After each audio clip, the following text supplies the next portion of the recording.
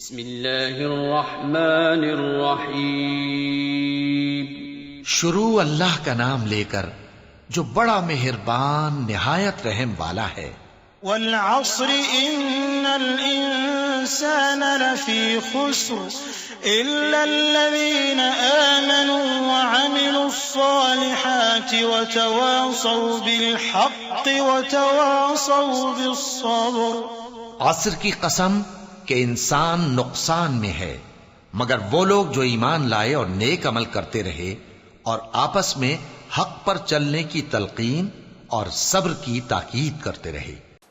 اعوذ باللہ من الشیطان الرجیم، بسم اللہ الرحمن الرحیم، الحمد للہ رب العالمین، والصلاة والسلام علی اشرف الانبیاء والمرسلین، مخاطب بطہ و یاسین، مولانا و مولا الکونین جد الحسن والحسین ابی القاسم محمد اللهم صل على محمد وآل محمد وعجل وعلى آلہ الطیبین الطاہرین المعصومین المظلومین الغر المیامین، ولعنۃ اللہ علی اعدائہم وقتلتہم وغاصب حقوقہم ومنکر فضائلہم اجمعین، من یومنا ھذا الی قیام یوم الدین، اما بعد، اوصیکم ونفسی بتقوی اللہ۔ وقال علی علیہ الصلاۃ والسلام، لا قربۃ بالنوافل۔ صلوات پڑھ دیجیے محمد وعلی اللهم صل على محمد وآل محمد وعجل۔ اس پہلے خطبے میں سب سے پہلے اپنے نفس اور آپ سب کو تقوی پروردگار کی دعوت دیتے ہوئے مولانا کی روش کے مطابق ایک صفت متقین کی کہ جس کو مولا کائنات امیر المومنین علی بن ابی طالب علیہ السلام نے محمد وآل محمد وعجل۔ خطبہ حمام میں متقین کے صفات کا ذکر کیا ہے، اور ہم سب ہفتے میں کم سے کم ایک مرتبہ ایک صفت کو مولا کی سنتے بھی ہیں، اور انشاءاللہ اس پر ہم لوگ عمل بھی کریں تاکہ مولا کے قول کی روشنی کے مطابق ہم سب متقین کی فہرست میں شامل ہو سکیں۔ جتنے صفات اور جتنی کوالٹیز آپ کی خدمت میں متقین کے بارے میں بیان ہوئی ہے، انشاءاللہ ہم سب اس پر عمل پیرا ہوں گے۔ لیکن جو آج کی صفت ہے اور وہ متقین کے صفات میں ایک صفت ہے، وہ یہ کہ متقی انفاق کرتا ہے۔ متقی کی صفت یہ ہے کہ جو کچھ اللہ نے اس کو عطا کیا ہے اس میں سے کچھ غریبوں کو، مسکینوں کو، فقیروں کو بھی کچھ نہ کچھ دیتا ہے۔ یہ متقین کی کوالٹی ہے، اور مولا نے اس کو اپنے خطبے میں بھی بیان فرمایا ہے، اور قرآن میں بھی اس کا بار بار تذکرہ ہوا ہے۔ یعنی مولا جو بھی بات کہتے ہیں وہ بالکل قرآن کے مطابق کہا کرتے ہیں۔ جو کچھ قرآن نے مطالبہ کیا ہے اسی بات کو پیش نظر رکھتے ہوئے مولا نے بھی ارشاد فرمایا کہ متقین کی صفت میں ایک صفت یہ ہے کہ وہ انفاق کرے۔ یہاں پہ ہمارے وہ بچے بھی نظر آ رہے ہیں کہ جو قرآن کی تلاوت کیا کرتے ہیں. اور سورہ بقرہ میں چند آیات میں متقین کا تذکرہ پروردگار عالم نے کیا ہے. الف لام میم ذالک الکتاب لا ریب فیہ ھدی للمتقین کے بعد اب کوالٹیز اور صفات متقین کے بیان ہو رہے ہیں قرآن میں. الذین یؤمنون بالغیب، پہلی صفت متقی کی قرآن کی روشنی میں کہ جو غیب پر ایمان رکھتا ہو. وَيُقِيمُونَ الصَّلَاةَ، اور نماز کو قائم کرتا ہو. یہ متقین کی صفت ہے. وَمِمَّا رَزَقْنَاهُمْ يُنْفِقُونَ، اور جو کچھ ہم نے ان کو رزق دیا ہے ان میں سے وہ انفاق بھی کرتے ہیں. کچھ نہ کچھ وہ غریبوں کو، مسکینوں کو، جو ضرورت مند حضرات ہیں ان کو کچھ نہ کچھ دیا کرتے ہیں. ہمارے ہاں انفاق دو طرح سے ہوتا ہے، اور قرآن کی روشنی میں بھی دو ہی طریقے سے انفاق ہے.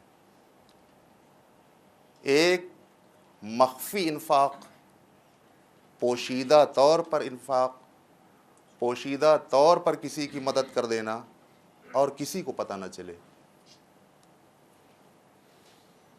اور ایک ظاہر بظاہر انفاق کرنا. قرآن نے دونوں کی ڈیٹیل بیان فرمائی. وَمِمَّا رَزَقْنَاهُمْ سِرًّا وَعَلَانِيَةً، سورہ رعد آیت نمبر 22، کہ ہم نے جو کچھ ان کو رزق دیا ہے، جو کچھ ہم نے ان کو عطا کیا ہے، یہ سری طور پر، مخفی طور پر، پوشیدہ طور پر بھی انفاق کرتے ہیں، اور ظاہر بظاہر علی الاعلان، لوگوں کو دکھا دکھا کر کے بھی یہ لوگ کچھ نہ کچھ عطا کیا کرتے ہیں. دونوں کا فلسفہ کیا ہے؟ دونوں طریقے سے انفاق صحیح اور درست ہے، اور یہ متقین کی علامت میں سے ایک علامت ہے کہ وہ انفاق کریں، چاہے وہ مخفی طریقے سے کریں، چاہے وہ کھلم کھلا طریقے سے کریں، علانیہ طریقے سے کریں. لیکن اپنے ذہن میں اس بات کو رکھیں، جو مخفی طریقے سے کرتے ہیں ان کے ہاں تو ریا کا شائبہ پایا ہی نہیں جاتا. کسی کو دکھانے کے لیے نہیں کرتے کہ ہم دے رہے ہیں، ہم مدد کر رہے ہیں، ہم کسی غریب اور محتاج کو کچھ دے رہے ہیں. نہیں، وہ تو مخفیانہ طور پر، مخفی طور پر، سری طور پر، پوشیدہ طور پر کچھ نہ کچھ غریب، مسکین، فقیر، بیوہ کو دے دیا کرتے ہیں. لیکن علی الاعلان، جو قرآن نے کہا ہے کہ علی الاعلان بھی، کھلم کھلا بھی انفاق کیا کرتے ہیں کچھ لوگ، وہ اس وجہ سے کرتے ہیں علی الاعلان تاکہ جو دوسرے لوگ ہیں وہ دیکھ کر کے شوق پیدا کریں. تشویق کے لیے علی الاعلان کرنا ہے. جیسے اگر کوئی نماز جماعت میں شریک نہ ہوتا ہو تو اس کی تشویق کے لیے اس سے بار بار یہ کہنا کہ ہم نماز جماعت میں شریک ہونے کے لیے جا رہے ہیں، تاکہ اس کے دل میں بھی یہ شوق پیدا ہو اور وہ بھی نماز جماعت میں شریک ہو کر کے اس صفت کو اپنے اندر پیدا کر لے. لہذا عزیزان گرامی، ہم انفاق کریں تو قرآن پر بھی عمل ہو جائے گا، اور سیرت معصومین پر بھی ہم عمل کریں گے. اس لیے کہ پوری ہسٹری، پوری تاریخ اگر آپ معصومین کی دیکھیں تو آپ کو ہر معصوم کے بارے میں مل جائے گا کہ ہمیشہ آپ نے انفاق کیا، بعض جگہ پہ ظاہر بظاہر، بعض جگہ پہ خفیہ طور پر.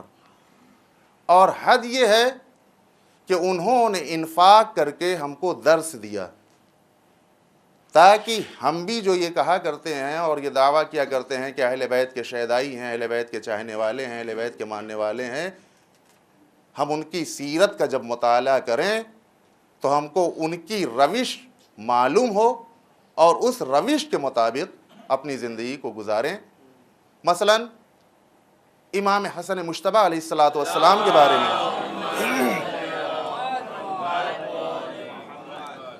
امام شافعی بیان کرتے ہیں، کیا کہتے ہیں؟ امام شافعی فرماتے ہیں کہ آپ نے کئی مرتبہ اپنے سارے گھر کا مال غربا میں تقسیم کر دیا، اور بعض موقع پر اپنے گھر کا نصف مال تقسیم کر دیا غربا میں۔ یعنی امام حسن علیہ السلام یہ بتانا چاہتے ہیں ہم لوگوں کو کہ اگر کوئی غریب، محتاج، پریشان حال، فقیر ہے تو اس کا لحاظ رکھنا دوسرے مومنین کے اوپر فرض ہے۔ اس سیرت کو اپنایا، اور آپ ہی کے بارے میں ایک روایت میں یہ ملتا ہے کہ آپ ایک مسجد میں تشریف لے گئے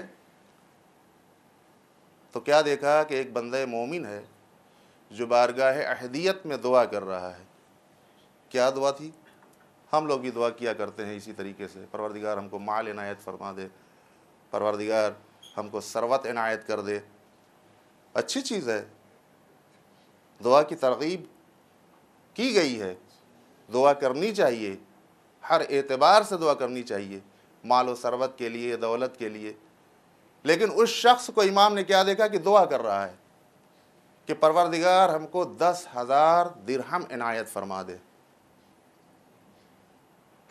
اب ہم اور آپ اگر کسی مومن کی اس دعا کو سن لیں تو دل ہی دل میں مسکرائیں گے، یا کیا کیا خیال ہمارے دل میں پیدا ہو جائے گا کہ عجیب انسان ہے جو بارگاہ احدیت میں دعا کر رہا ہے کہ پروردگار مثلا مجھ کو اتنا دے دے، اتنا عنایت کر دے، اور ہم اس کو ہو سکتا ہے کہ 10 روپے بھی نہ دیں، یا 10 روپے بھی دیں تو کہیں کہ ایسی دعائیں تم کیوں کرتے ہو، مخفی طریقے سے کیا کرو، چھپا کر کے اس دعا کو مانگا کرو۔ لیکن وہ ہے کہ جو دعا کر رہا ہے مسجد، اور امام حسن علیہ السلام اس کو سماعت کر رہے ہیں، سن رہے ہیں،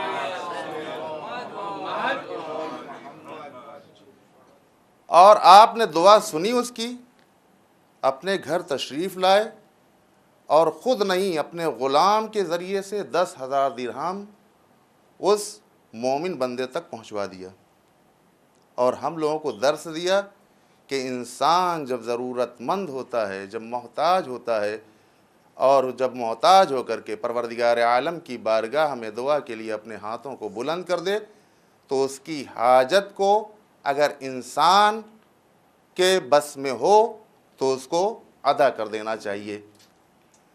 اور کسی نے جب امام سے یہ سوال کر لیا کہ یا ابن رسول اللہ، اے میرے امام، آپ فاقے کیا کرتے ہیں، آپ کی زندگی فاقوں پہ گزرتی ہے، لیکن جب بھی کوئی سائل آپ کے پاس آ جاتا ہے، سوال کر لیتا ہے، سوال نہیں بھی کرتا تب بھی آپ اس کو کچھ نہ کچھ دے دیا کرتے ہیں، عطا کر دیا کرتے ہیں۔ تو امام نے فرمایا کہ دیکھو، ہم نے اس کو اپنی عادت اس لیے بنا لیا ہے کہ اگر ہم کسی محتاج کو نہیں دیں گے تو اللہ بھی ہم کو نہیں دے گا۔ ہم اس کو اس لیے عطا کر رہے ہیں تاکہ اللہ بھی ہم کو عطا کرے۔ ہم اللہ سے دعا کرتے ہیں، اللہ سے طلب کرتے ہیں، اللہ سے مانگتے ہیں، اللہ ہم کو دیتا ہے، ہم ضرورت مندوں تک اس دولت کو، اس سرمایہ کو، اس درہم و دینار کو پہنچا دیا کرتے ہیں، اور آواز دیتے ہیں کہ انہی کے ذریعے سے ہم کو اللہ دے رہا ہے، لہذا جب وہ ہم کو عطا کر رہا ہے تو ہماری بھی بخشش میں کمی نہیں ہونی چاہیے۔ ایک صلوات پڑھ دیجیے محمد۔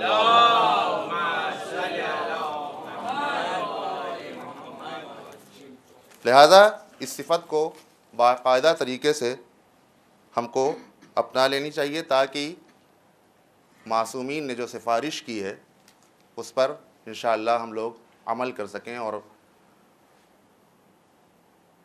ایک سیرت یہ امام کی ہے، امام حسن کی،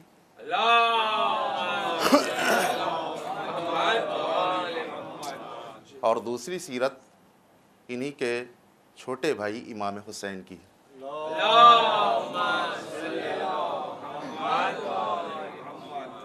ایک سائل نے آ کر کے سوال کیا کہ فرزند رسول، ہم مدینے کے گلیوں میں گھومتے رہے اس وجہ سے تاکہ ہماری کوئی ضرورت کو پورا کر دے، لیکن جس کے دروازے پر بھی گئے اس نے کہا کہ بس انہی کے در پہ چلے جاؤ، وہی سب کچھ عطا کرنے والے ہیں، لہٰذا میں آپ کے در پر آ گیا ہوں اور مجھے 4000 دینار کی ضرورت ہے، اس لیے کہ میں مقروض ہو چکا ہوں، میں مدیون ہوں، لہٰذا آپ مجھے 4000 دینار عطا فرما دیں۔ مولا نے 4000 دینار اس سائل کے حوالے کیا اور اپنے چہرے کو پوشیدہ طریقے سے کر کے اس سائل کے حوالے جب کیا تو وہ گریہ کرنے لگا، رونے لگا۔ تو امام نے سوال کیا کہ سائل، میں نے تیری حاجت کو، تیری ضرورت کو پورا کر دیا، لیکن یہ رونے کا سبب کیا ہے، یہ گریہ کرنے کا سبب کیا ہے؟ کیا میں نے جو چہرہ اپنا چھپا لیا ہے اس وجہ سے تو گریہ کر رہا ہے؟ تو کہتا نہیں، میں اس لیے گریہ کر رہا ہوں کہ وہ ہاتھ کہ جو سخاوت میں، کریمی میں جس کا ثانی نہیں ہے، وہی ہاتھ یہ زیر زمین چلا جائے گا، لہٰذا اسی وجہ سے ہم گریہ کر رہے ہیں۔ لہٰذا عزیزان محترم، بہت ساری روایتیں ہیں، دامن وقت میں اتنی گنجائش نہیں ہے کہ میں تمام سیرت معصومین کو انفاق کے حوالے سے آپ حضرات کی خدمت میں پیش کر سکوں، اس لیے کہ بہت ساری سیرتیں ہیں اور آپ اکثر سنا کرتے ہیں علماء کی زبانی، مقررین کی زبانی، لہذا اس کو بس یہیں تک بیان کر کے اس حدیث وافیہ کے مطالب کو کچھ پیش کرنا ہے کہ جس کے بارے میں مولانا نے نہج البلاغہ میں فرمایا ہے، لا قربۃ بالنوافل اذا اضرت بالفرائض۔ لا قربۃ بالنوافل، مستحبات الہی میں قربت الہی نہیں ہے۔ عجیب و غریب روایت ہے اور عجیب و غریب یہ حکمت ہے مولا کی۔ فرماتے ہیں لا قربۃ بالنوافل، مستحبات الہیہ میں قربت الہی نہیں ہو سکتی۔ کب؟ اذا اضرت بالفرائض، جب واجب میں وہ مستحبات الہی نقصان کا ذریعہ ہو جائے۔ کیا مطلب؟ اس کا مطلب یہ ہے کہ اگر انسان رات بھر شب بیداری کرے، مستحب امر ہے شب بیداری کرنا، محفل میں جائے رات بھر جشن کرے لیکن نماز صبح کے وقت جا کر کے سو جائے، تو مولا فرماتے ہیں کہ یہ قربت الہی کا ذریعہ نہیں ہو سکتا، اس لیے کہ اس نے ایک فریضہ کو، ایک واجب کو ترک کر دیا ہے۔ لہذا خصوصی طور پر ہمارے نوجوانوں کو متوجہ ہو جانا چاہیے کہ ہم مستحبات الہی سے اگر قربت چاہتے ہیں، نزدیکی چاہتے ہیں، تو پھر واجبات کا ادا کرنا ضروری ہے، واجبات ہمارے نہ چھوٹنے پائیں۔ لہذا اس سفارش کو ہمیں مد نظر رکھتے ہوئے اپنی زندگی گزارنا چاہیے، چاہے وہ محافل کی شکل میں ہو، چاہے وہ شب بیداری کی شکل میں ہو، اس لیے کہ یہ سب مستحبات ہیں۔ ہم خوب ماتم کریں، ہم خوب جشن میں مسرور ہوں، لیکن مولا کی اس فرمائش کے مطابق اسی وقت تک ہم اس عمل سے اپنے کو پروردگار عالم کے نزدیک کر سکتے ہیں کہ جب ہمارے واجبات ترک نہ ہونے پائیں، واجبات کو انجام دیں اور اس کے بعد مستحبات الہی میں اگر مصروف ہیں تو یہ بہت اچھا ہے، یہ قربت الہی کا بہترین ذریعہ ہے۔ لیکن اگر مستحبات الہی کے ذریعے سے، مستحب امور کے ذریعے سے، مستحب کام کے ذریعے سے اگر ہمارے واجب کام میں نقصان اور خلل پڑ جائے تو پھر اس مستحب کی کوئی ویلو نہیں ہے۔ لہذا ہم کو اس بات کی طرف آ جانا چاہیے اور اس بات کو مان لینا چاہیے کہ یہ کسی عام انسان کا قول نہیں ہے، یہ اس کا قول ہے کہ جو چاہتا ہے کہ ہم سب کے سب متقی بن جائیں، اس لیے کہ ہم امام المتقین کے ماننے والے ہیں۔ لہذا امام کو بھی یہ خیال ہے کہ ہمارے امتی پرہیزگار بن کر کے آئیں، ہمارے امتی باتقویٰ ہو کر کے آئیں اور بارگاہ اہدیت میں اس طرح سے آئیں کہ پروردگار عالم بھی ان کو رد نہ کرے، بلکہ آواز دے کہ ہاں ہم نے جو قوانین وضع کیے تھے، ہم نے جو دستور بتائے تھے انہی قوانین کے مطابق، انہی دستورات کے مطابق انہوں نے زندگی گزاری ہے، لہٰذا پھر ہمارا عمل قابل قبول ہوگا۔ اور شاید اسی لیے پروردگار عالم نے بھی قرآن مجید میں آواز دی ہے کہ دیکھو ہر انسان یہ چاہتا ہے، ہم اتنی زحمات کیوں کرتے ہیں؟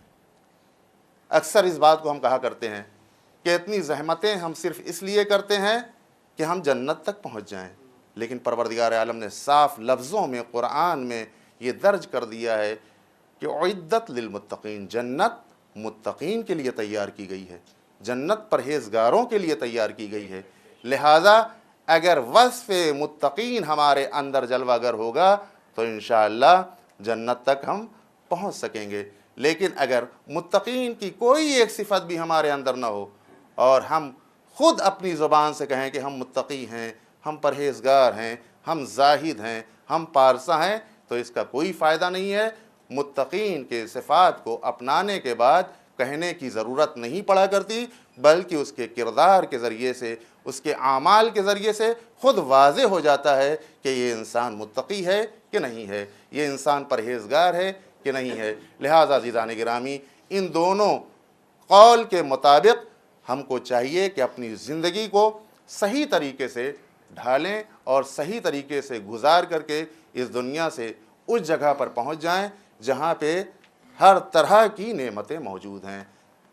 اعوذ باللہ من الشیطان الرجیم، بسم اللہ الرحمن الرحیم، والعصر ان الانسان لفی خسر الا الذین آمنوا وعملوا الصالحات وتواصوا بالحق وتواصوا بالصبر۔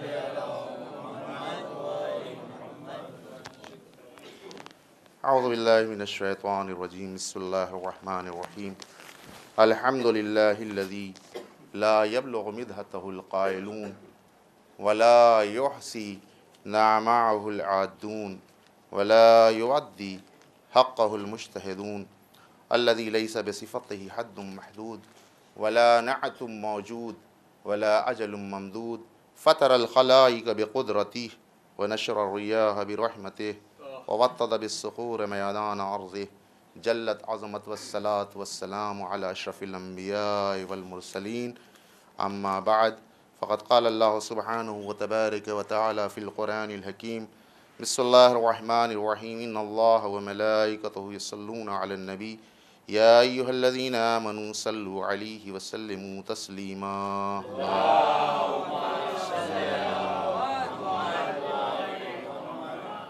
اللہم صل علی سید المرسلین والشفیع المذنبین نبینا محمد صلی اللہ علیہ وآلہ وعلى امام المسلمین وقائد الغر المحجلین امیر المومنین علی ابن ابی طالب صلوات اللہ علیہ وعلى سیدۃ نساء العالمین وبعزت خاتم النبیین سیدتنا فاطمة بنت رسول اللہ صلوات اللہ علیہ وعلى الحسن المجتبى علیہ الصلاة والسلام والحسین الشہید بکربلاء اللہم صلی علیہ وعلی ابن الحسین اللہم صلی علیہ ومحمد ابن علی وجعفر ابن محمد اللہم صلی علیہ وموسى ابن جعفر اللہم صلی علیہ وعلی ابن موسیٰ اللہم صلی علیہ ومحمد ابن علی اللہم صلی علیہ وعلی ابن محمد اللہم صلی علیہ والحسن ابن علی علیہ السلام اللهم صل على مولانا صاحب الزمان محمد محمد وعجل. اس دوسرے خطبے میں ایک مرتبہ پھر سے اپنے نفس کو اور آپ سب کو تقوی الہی کی دعوت دیتا ہوں، اور یہ تاکید اس لیے بھی ہے کہ تقوی ہی کے ذریعے سے انسان نجات یافتہ ہو سکتا ہے. تقوی انسان کی لیے ایک ایسی پونجی ہے کہ جس کے ذریعے سے انسان اپنے ہدف تک، اپنے مقصد تک پہنچ سکتا ہے. لہذا ہم سب کو تقوی پروردگار حاصل کرنا چاہیے تاکہ ہمارا ہر عمل بارگاہ احدیت میں اسی تقوی کی بنیاد پر قابل قبول ہو سکے. مناسبات میں جیسا کہ آپ جانتے ہیں کہ آج یکم محرم الحرام ہے. سن 1433 ہجری کا اختتام ہو چکا ہے اور سن 1434 ہجری کا آغاز ہو گیا. یہ ایام جو اللہ نے قسمت سے ہم کو عطا کیے ہیں، اس کی قدر و منزلت کا اندازہ لگانا چاہیے، اس طرح سے کہ جتنے بھی برکات اس میں اور ان ایام میں سموئے ہوئے ہیں ان کو اخذ کرنے کی اور ان کو جذب کرنے کی پروردگار عالم صحیح طریقے سے طاقت ہم کو عنایت فرمائے، تاکہ جس طرح سے ہم ہندوستان میں رہ کر کے آزادی کے ساتھ عزاداری مناتے ہیں اور علماء و خطباء و مقررین اپنی اپنی باتوں کو اس لیے بیان کرتے ہیں تاکہ انسان کے اندر جو تقوی کی کوالٹی نہ ہو، اس تقوی کی کوالٹی کو لے کر کے فرش اعضاء سے اٹھے اور اپنے اندر اس ماہ میں اور ان ایام میں تبدیلی پیدا کر سکے. لہذا اسی غرض و غایت کے لیے ہی مقررین اور ذاکرین کا انتظام کیا جاتا ہے، اور ذاکرین اور خطبہ اپنے اپنے بیانات میں انسان کو دعوت فکر دیتے ہیں کہ وہ کس طرف جانا چاہتے ہیں. معصومین نے جو صفات بیان فرمائے ہیں تقوی کے سلسلے میں، ان کی طرف رجوع کرنا چاہتا ہے یا صرف واہ واہ سبحان اللہ کہہ کے اس جگہ سے جا کر کے پھر اپنے کاموں میں انہی کاموں میں مصروف ہو جانا چاہتا ہے کہ جس کی کوئی کوالٹی نہیں ہے، جس کی کوئی قیمت نہیں ہے. لہذا بڑی سریع طریقے سے یہ ایام بھی ختم ہو جائیں گے. آج پہلی ہے، کل 2 ہو جائے گی، پھر 3 ہو جائے گی اور کسی کو پتہ نہیں چل پائے گا. اور یہ ایام جو مبارک ایام ہیں جن میں ہمیں کچھ تغییری اور کچھ تبدل اور کچھ تبدیلی اپنے نفس میں پیدا کرنا ہے، انہی ایام سے ہم فائدہ اٹھائیں انشاءاللہ. اور جو کچھ بھی نقائص ہیں، کوئی انسان یہ نہ سوچے کہ ہمارے اندر کوئی نقص نہیں ہے. جو انسان یہ سمجھے کہ ہمارے اندر کوئی نقص نہیں ہے وہ عجب میں گرفتار ہے، اور عجب اور خود پسندی انسان کو پستی کی طرف لے آتی ہے. لہذا ہر انسان کو یہ سوچنا چاہیے کہ کوئی نہ کوئی کمی، کوئی نہ کوئی نقص ہمارے نفس میں ہے، اور اس کمی اور نقص کو دور کر کے ہم اس پستی سے نکل کر کے معراج کی طرف آئیں، عروج کی طرف آئیں، بلندی کی طرف آئیں، تاکہ اس کے ذریعے سے ہم اپنے ہدف تک پہنچ سکیں. لہذا ہم سب اپنے کو آمادہ کر لیں. مولانا بار بار اس بات کی طرف آپ کو متوجہ کرتے رہتے ہیں، اور یہ ان کی اندر خوبی ہے کہ انسان کو بات چاہے کتنی ہی بری کیوں نہ لگے، وہ ہر تلخ بات کو بھی کہہ دیا کرتے ہیں. اور یہ ایک بہترین چیز ہے انسان کے اندر کہ جو نقص اور کمی ہے اس نقص اور کمی کی طرف متوجہ کر دیں، تاکہ ان کی اوپر جو ذمہ داری ہے وہ ذمہ داری سے سبکدوش ہو جائیں. اب کرنا نہ کرنا، ماننا نہ ماننا، یہ ہماری ذمہ داری ہے. یہ انسان وہاں پہ یہ نہیں کہہ سکتا کہ ہم کو معلوم نہیں تھا، ہم کو بتایا نہیں گیا تھا. لہٰذا یہ مولانا بہت اچھی ان کی صفت ہے کہ ہر نقص کو، ہر کمی کو ہمارے سامنے اجاگر کرتے ہیں. اور شاید یہ مولا کی حدیث کی روشنی میں بھی ہے کہ مولا نے فرمایا ہے کہ بہترین دوست وہ ہے جو آپ کی بیماریوں کو آپ کے سامنے بتائے، جو آپ کے نقائص کو آپ کے سامنے بیان کرے. ایسا نہ ہو کہ صرف آپ کی تعریف کر کے خود جو ہے آپ سے کسی طرح کا استفادہ کرے، وہ غلط استفادہ، اور ہم عجب و خود پسندی میں گرفتار ہو کر کے رہ جائیں اور پستی کی طرف چلے جائیں. لہٰذا جو بتلایا گیا ہے اس کی طرف ہم کو متوجہ ہو جانا چاہیے، اور ان ایام میں اپنے کو ہمیں آمادہ کرنا چاہیے کہ کس طریقے سے ہمیں عزاداری میں شرکت کرنا ہے. پارٹی بندی نہیں ہونی چاہیے.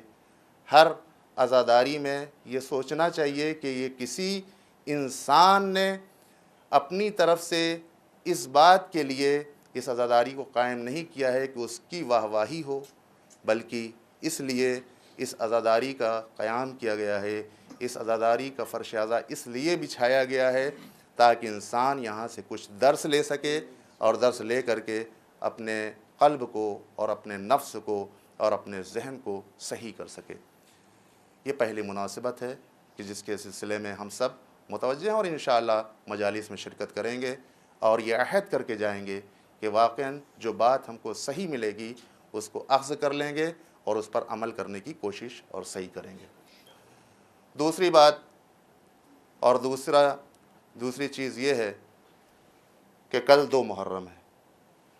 یہاں پہ کون ایسا انسان ہے بچوں کے علاوہ؟ کچھ بچے ایسے ہوں گے کہ جن کو یہ بات نہ معلوم ہو، لیکن اکثریت کو یہ بات معلوم ہے کہ کل ہی کے روز امام عالی مقام اپنے کچھ بچوں کے ساتھ، اپنی کچھ بیویوں کے ساتھ مقتل کربلا میں پہنچ گئے ہیں.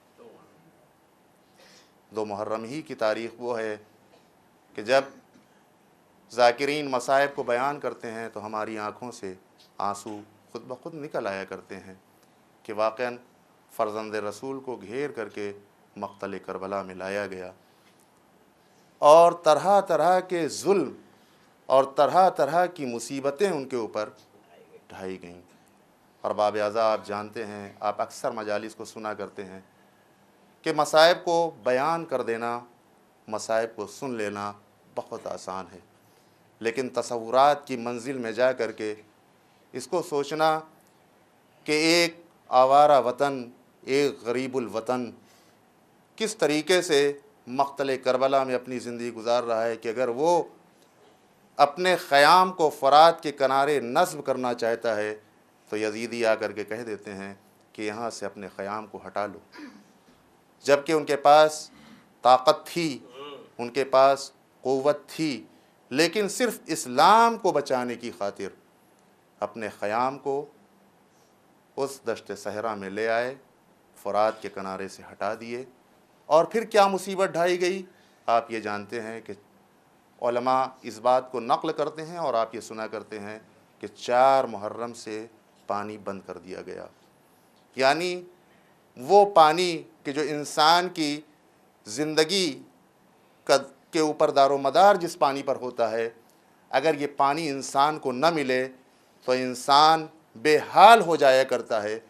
اور میں اس بات کو اس لیے یہاں پہ بیان کر رہا ہوں کہ یہاں پر اکثر ایسے ہیں کہ جو روزہ رکھتے ہیں اور ان کو یہ بات معلوم ہے کہ اگر گرمی کا روزہ ہوتا ہے تو بھوک کم لگتی ہے اور پیاس کا احساس زیادہ ہوتا ہے، اور جیسے ہی وقت آ جایا کرتا ہے روزہ افطار کرنے کا، ویسے ہی ہمارے ہاتھ پانی کے ظرف کی طرف بڑھ جایا کرتے ہیں اور چاہتے یہ ہیں کہ ہمارا خشک گلا تر ہو جائے پانی کے ذریعے سے، اور اس کے ذریعے سے ہم کو کچھ سکون مل جائے، کچھ اطمینان مل جائے. یہی ہوتا ہے نا. لیکن آپ سوچئے کہ یہاں کی دھوپ اتنی تیز دھوپ نہیں ہے جتنی تیز دھوپ مقتل کربلا میں تھی. روایت کے مطابق یہ ملتا ہے کہ ایسی تیز اور شدید دھوپ تھی کہ اگر دانہ زمین کربلا پر گر جاتا تو وہ بھن جاتا۔ آپ اس سے اندازہ لگائیے کہ کتنے پیاسے رہے ہوں گے خود بزرگوار، اور بزرگوں کو آج چھوڑیے، ان کے ساتھ چھوٹے چھوٹے بچے بھی تھے، وہ کتنی پیاس کے عالم میں رہے ہوں گے ارباب اعضاء۔ ہم اس کو صرف سن لیا کرتے ہیں، ہم ان کو صرف سن کر کے رو لیا کرتے ہیں، لیکن ذرا سوچئے تو صحیح کہ امام عالی مقام نے اس اسلام کی خاطر اپنے چھوٹے سے بچے کی پیاس کو کیسے برداشت کیا۔ 6 مہینے کا سن کیا ہوتا ہے؟ 6 مہینے کا سن، اور بچہ اتنا پیاسا کہ روایت کے مطابق یہ ملتا ہے کہ بچہ اتنا پیاسا تھا کہ بس سانس آ رہی تھی اور جا رہی تھی۔ تلظہ و تلظی آپ مقررین سے سنا کرتے ہیں کہ تلظہ اور تلظی کے معنی یہی ہوتے ہیں کہ منہ کھولے اور بند کر دے، یعنی عالم اضطرابی، یعنی وہ کیفیت کہ جس کیفیت کا احساس ہم نہیں کر سکتے۔ کیوں؟ اس لیے کہ ہم اس منزل سے نہیں گزرے ہیں۔ بچہ اس عالم میں تھا ارباب اعضاء کہ شدید پیاس، لیکن امام عالی مقام نے اس بچے کی پیاس کو برداشت کیا، اور صرف برداشت ہی نہیں کیا بلکہ انسانوں کو یہ درس دیا کہ دیکھو، اگر تم یہ سمجھتے ہو کہ ہم نے کوئی خطا کی ہے تو اس معصوم بچے نے تو کوئی خطا نہیں کی، اس کو تو تم پانی دے سکتے ہو، اس کو تو تم پانی پلا سکتے ہو۔ لیکن ارباب اعضاء اتنے سنگ دل تھے وہ افراد کہ انہوں نے پانی نہیں بلکہ آپ سنا کرتے ہیں اور رو دیا کرتے ہیں، اور آنسو آپ کی آنکھوں سے جاری ہو جایا کرتے ہیں کہ پانی کے عوض میں تیر سہ شعبہ دیا گیا۔ تیر سہ شعبہ کوئی بہت معمولی تیر نہیں ہے، بلکہ اتنا بھیانک تیر ہے کہ جس کے ذریعے سے اونٹ کو نحر کر دیا جاتا ہے۔ آپ اونٹ کو تصور کیجئے اور 6 ماہ کے بچے کو تصور کیجئے کہ جو اتنا پیاسا تھا کہ جس کو اگر ایک تماچا مار دیا جاتا تو بچہ شہید ہو جاتا، لیکن ظالموں نے تیر سے شعبہ سے اس بچے کو نہر کر دیا۔ اور شاید اسی بنیاد پر جناب ام رباب نے یہ فرمایا بھی تھا کہ یا بنیا ومثلک ینہر، اے میرے لاڈلے، کیا تیرے جیسے بچے بھی نہر کیے جاتے ہیں؟ یعنی ام رباب کو یہ نہیں معلوم تھا کہ میرا بچہ نہر کر دیا جائے گا، میرے بچے کو ظالم اس طریقے سے ظلم کر کے اس کو شہید کر دیں گے۔ لہذا ارباب اعضاء، یہ تمام تاریخیں آئیں گی اور ہم انہی تصورات کو اپنے ذہن میں رکھ کر کے مجالس کو سماعت کریں کہ اپنے اندر جو سال بھر میں جو کمی ہو گئی ہے، جو نقص آ گیا ہے ہمارے نفس میں، جو غلطی ہے ہمارے ذہن میں، ہمارے جسم میں، اس کو انشاءاللہ انہی ایام میں دور کریں گے، تاکہ اسی کے ذریعے سے ہم کو سعادت مل جائے اور دنیا و آخرت کی تمام نیک بختیاں ہمارے دامن میں سمٹ جائیں۔ آئیے بارگاہ یزدی میں دعا کرتے ہیں کہ پروردگار ہم سب کو اعمال قبیحہ سے محفوظ رکھ۔ پروردگارہ تجھے واسطہ ہے محمد و آل محمد کا، ہم سب کو بامعرفت عزاداری کرنے کی توفیق عنایت فرما۔ پروردگارہ تجھے واسطہ ہے محمد و آل محمد کا، ہمارے تمام گناہان کبائر و صغائر کو بخش دے۔ پالنے والے تجھے واسطہ ہے محمد و آل محمد کا، جہاں کہیں بھی محبان اہل بیت ہے ان کی جان مال عزت آبرو کی حفاظت فرما۔ پروردگارہ جو پریشان حال ان کی پریشانیوں کو دور کر دے۔ پروردگارہ جو بے اولاد ان کو اولاد صالح عنایت فرما۔ پروردگارہ جو بے روزگار ان کو روزگار عطا فرما۔ پروردگارہ جو برسری روزگار ان کی روزی میں خیر و برکت عنایت فرما۔ پروردگارہ ہم سب کی یہ دعا ہے کہ معبود جب تک اس دنیا میں رکھنا، بار بار بامعرفت کربلا کی زیارت سے مشرف فرما، اور جب اس دنیا سے اٹھانا تو پروردگار امام حسین کی شفاعت ہمارے حق میں نصیب فرمانا۔ پروردگارہ تجھے واسطہ ہے محمد و آل محمد کا، علماء عاملین کا سایہ ہمارے سروں پہ باقی رکھ۔ پروردگارہ رہبر و مراجع کو طول عمر عنایت فرما۔ پروردگارہ ہمارے امام کے ظہور میں تعجیل فرما، اور ہم سب کو ان کے اعوان و انصار میں شمار ہونے کی توفیق عنایت فرما۔ ربنا تقبل منا انك انت السميع العليم۔ بسم اللہ الرحمن الرحیم، انا اعطیناک الکوثر فصل لربک وانحر ان شانئک هو الابتر۔